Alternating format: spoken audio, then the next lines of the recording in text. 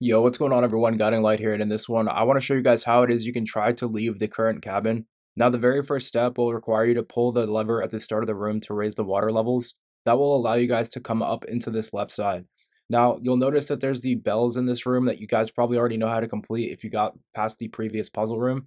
Now, in this room, you'll notice that there's a bell that's hanging in the air, and you will need arrows in order to complete this step. However, if you guys have run out of arrows at this point, you can sometimes begin to get stuck in this room. And so unless you want to restart the entire quest by leaving and trying to get arrows and then coming back, I want to show you guys how it is you can actually strike this bell with your sword so you do not have to leave the room. So if you guys come up this ladder and you jump at the right angle, you can actually walk along this wall here. Now you'll only need to do this way if you guys are run out of arrows. If you have a bow and arrow, you can very easily just shoot the bell with an arrow. Now after you guys do that, once the bell is ringing, you need to switch to Meridian Touch as one of your mystic skills. So you see there, once the bell rings, it will unlock the ability to actually go and unlock the gates as well.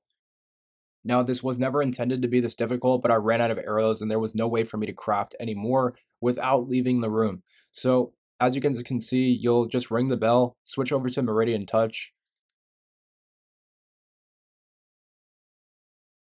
and so long as the bell is ringing, you will be able to unlock the back gate and raise up this next lever. Now, this will raise the water levels once again, and now you can go over to the western cabin, which because you did the east one, you will now be able to go into this one with the new water levels. Now, again, if you have a bow and arrow, you can just very simply fire a bow and arrow at that bell to make it ring, and from there, climb up this ladder and use Meridian Touch to open the door. Now, if you guys don't have any arrows, there is a way to actually strike the bell with your sword as well, but you'll have to land on these dragons.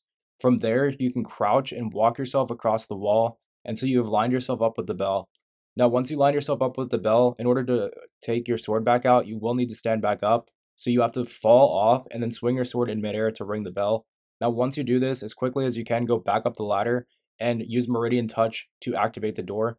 So you will only have about 30 seconds once the bell rings to reach the door, and you'll notice that you cannot use it while you're in the water. So you have to run all the way back around as quickly as you can.